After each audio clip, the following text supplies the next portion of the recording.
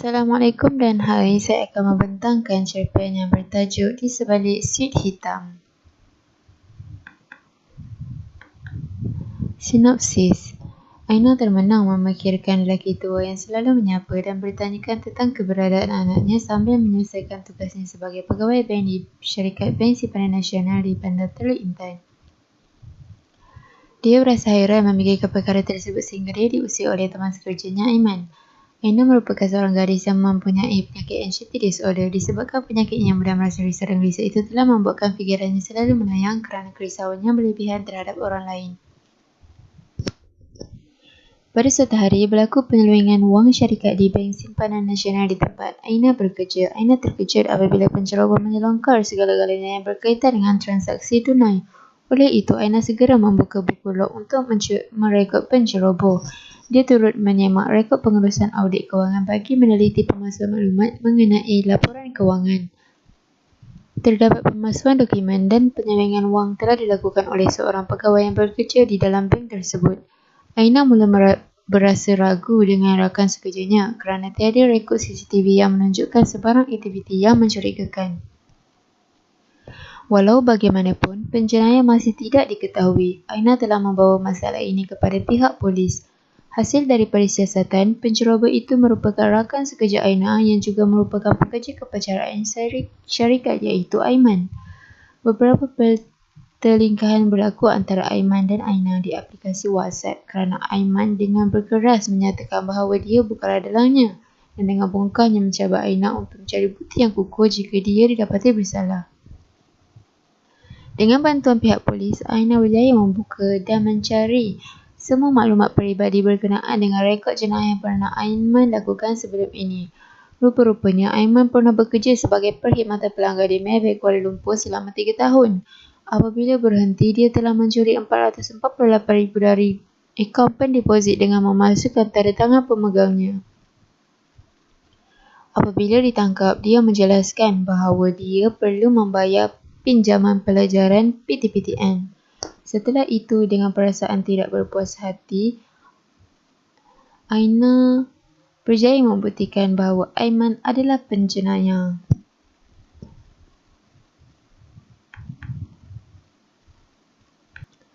Selepas itu, Aiman dengan sikapnya transparan terus berasa tercabar dan bertekad untuk membunuh Aina. Pada pagi itu, Aiman berpura-pura berpakaian biasa dan memakai topi seperti seorang pelanggan. Aina yang datang awal pada pagi itu sedang menikmati sandwich yang dibelinya tadi. Kebetulan pula ketika itu pegawai keselamatan pergi ke tandas. Aiman secara sengaja membuka pintu yang dikhususkan untuk petugas bank sahaja sambil menyembunyikan sebilah pisau yang diselit di belakang badannya.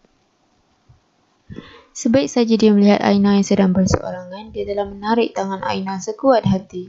Seterusnya membawa Aina di ruang utama bank yang agak luas kerana tiada sesiapa di situ. Semasa ingin berjumpa dengan Aina, Pasila telah melihat kejadian itu. Lantas dengan segera dia menolak dan menghalang Aina daripada ditikam. Tanpa disedari, pisau itu telah tertikam di bahagian perutnya. Pegawai keselamatan yang baru sahaja keluar dari tandas terus menelefon pihak polis. Aiman tiba-tiba terkedu kerana tidak menyangka akan perbuatan lelaki tua itu. Akhirnya, Aiman ditangkap dan dipenjara atas hukuman memecah amanah dan membunuh. Aina berasa sangat sedih dan kecewa kerana Pasila telah meninggal dunia. Dia tidak menyangka Aiman sanggup meninggalkan bapa kandungnya itu dan berpura-pura tidak mengenalinya kerana malu dengan bapanya yang nyanyuk dan uzur.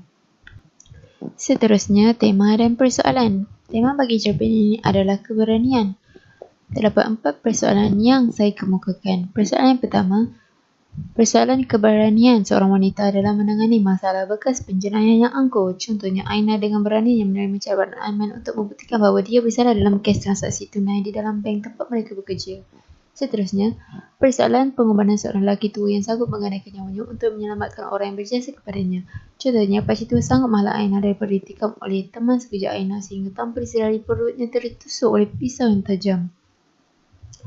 Persoalan yang ketiga, persoalan pengkhianatan seorang pekerja yang memecah amanah dan tidak bertanggungjawab. Contohnya, Aiman telah melakukan pecah amanah dengan melakukan transaksi palsu dengan memindahkan 1 sen dari setiap akaun pelanggan ke akaunnya sendiri.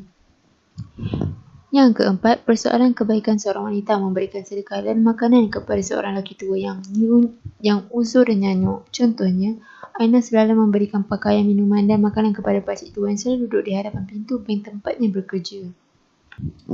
Seterusnya, watak dan perwatakan. Watak utama dalam cerpen ini adalah Aina, manakala watak sampingan Aiman, pegawai keselamatan dan pakcik Lola.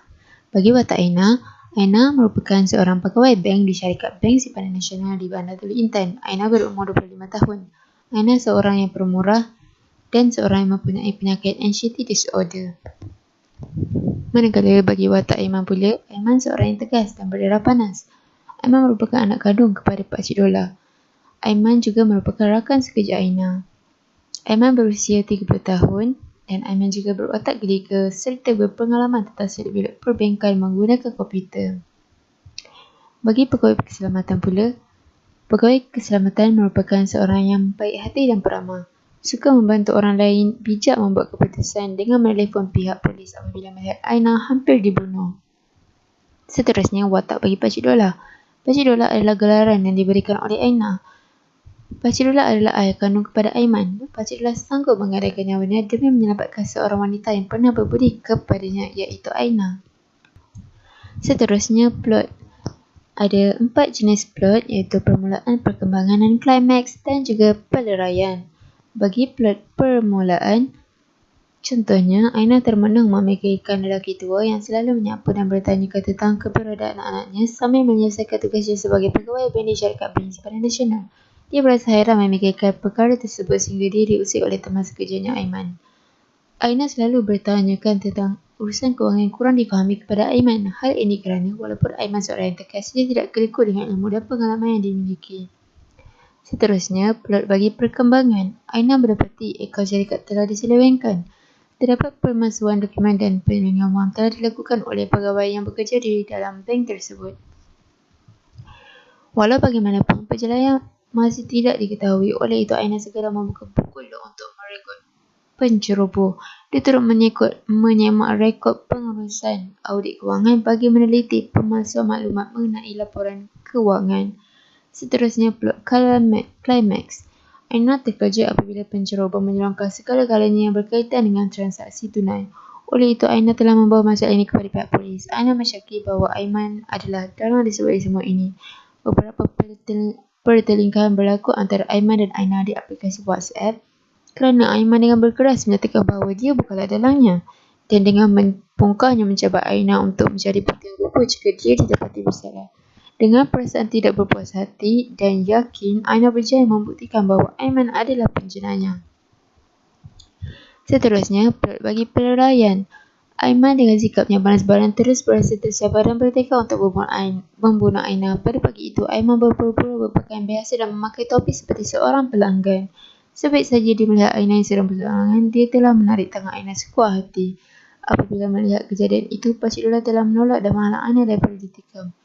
Tanpa disedari, pesat itu telah tertikam di bahagian perutnya. Akhirnya Aiman ditangkap dan dipenjara.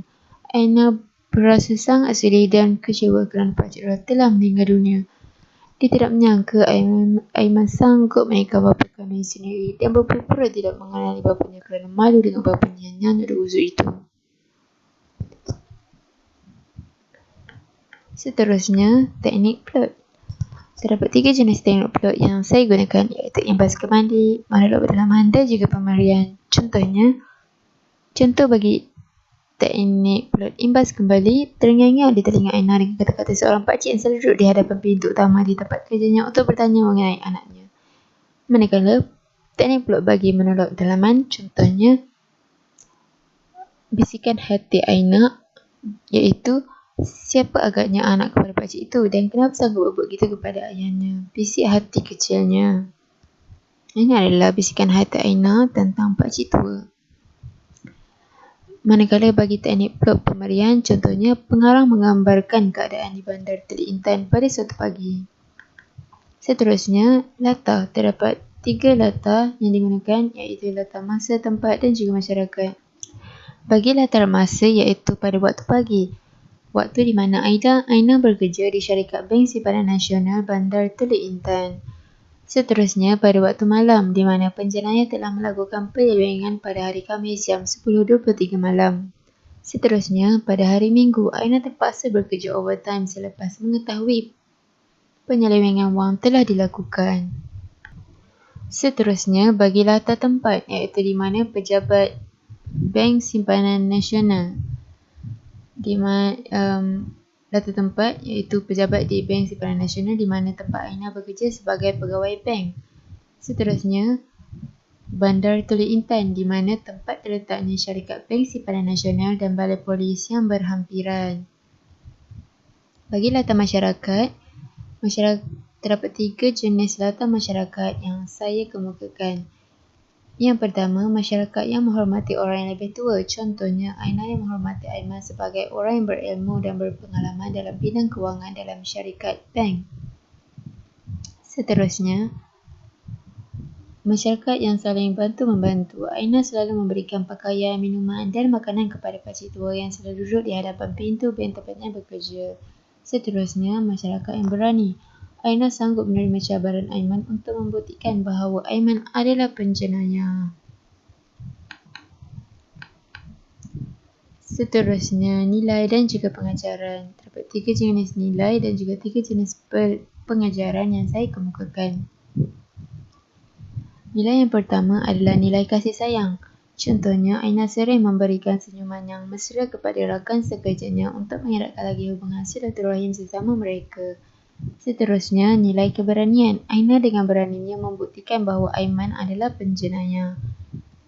Manakala nilai yang ketiga, nilai bertanggungjawab. Aina bertanggungjawab dalam menyelesaikan tugasnya sebagai seorang pegawai bank di syarikat Bank Simpanan Nasional.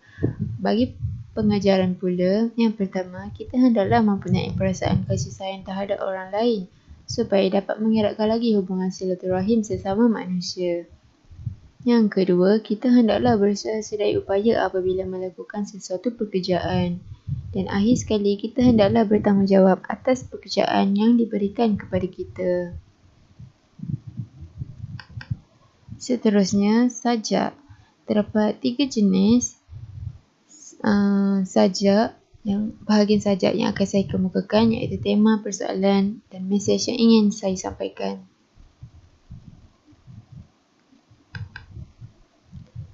Bagi sajak pertama bertema keagamaan.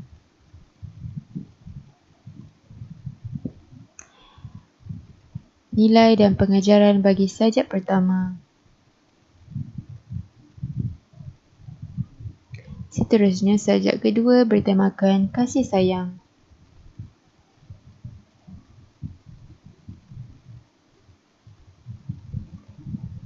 Nilai dan pengajaran bagi sajak kedua.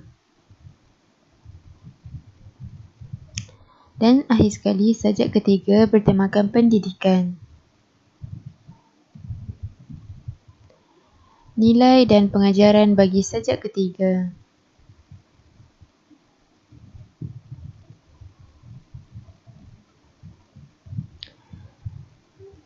Kemudian tamatlah saya punya presentation.